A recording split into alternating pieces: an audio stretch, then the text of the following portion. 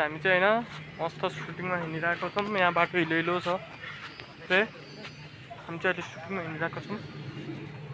पुरै सुटिङ चलिरहेको छ। हामी चाहिँ अहिले सुटिङमा हिँडेको कारणले बाटो हिलो पनि छ, चिप्लो चिप्लो हिँड्नलाई गाह्रो छ। यो चाहिँ हाम्रो भेना, लाटो भेना। उहाँ चाहिँ लाटोको भेना गर्नुहुन्छ। के छ भेना, के भनिदिनुहोस् लाटो तरिकाले। अरू केही छैन। हजुर लाटो पनि।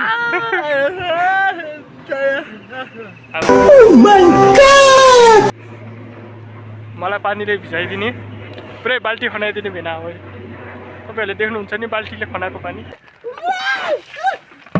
उहाँ नै हो मलाई खनाएर भाग्ने। हाम्रो चाहिँ भइरहेको छ यहाँ प्रोग्रामहरू। म चाहिँ त्यही भएर आज अलिकति केही भनिदिउँ कि भन्ने सोच बनाइरहेको थिएँ। हेर्नुहोस्, देख्न सक्नुहुन्छ यो चाहिँ यता तारकेश्वर पोखा साइड पर्यो, हत्या पुल भन्छ। तपाईँहरूले देख्नुभयो आइरहेको छ होला। म यो अन्तिमसम्म हजुरलाई लाइभ देखाइराख्ने छु। A few moments later.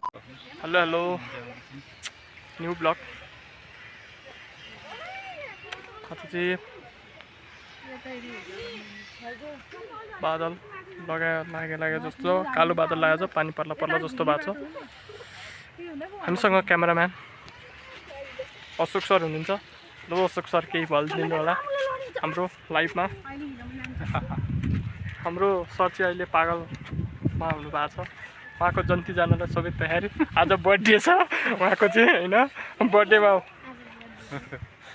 उहाँले के अरे बाँदर मारेर हुने भन्ने योजना गरिराख्नु भएको छ। उहाँ बाँदरको पर्खरमा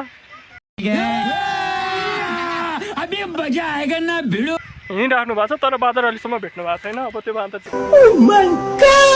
को भागमा हुन सक्ला। अहिले चाहिँ यही सिनको हाम्रो भइरहेको छ हाम्रो प्रोग्राम। त्यही भएर हाम्रो अशोक सर एकदम चाँगरिलो बाँदर मान्ने खालको मान्छे हुनुहुन्छ।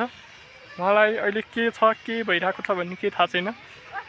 तर यो चाहिँ एक्टिङमा मात्र हो, रियली नसोच्नु होला तपाईँहरूले होइन। यो चाहिँ एक्टिङ मात्र हो, हाम्रो भिडियो मात्र हो। यो कुनै पनि अनेक नसोचिदिनु होला, किनकि उहाँ सिधै हुने होइन, उहाँ सधैँ हो। खासमा हाम्रो सिनले त्यही खोजेको कारणले गर्दा, हामीले चाहिँ सिन त्यही बनाउनु परेको कारणले गर्दा चाहिँ उहाँलाई त्यस्तो बनाएको। सबैले साथ सपोर्ट माया गरिदिनु होला।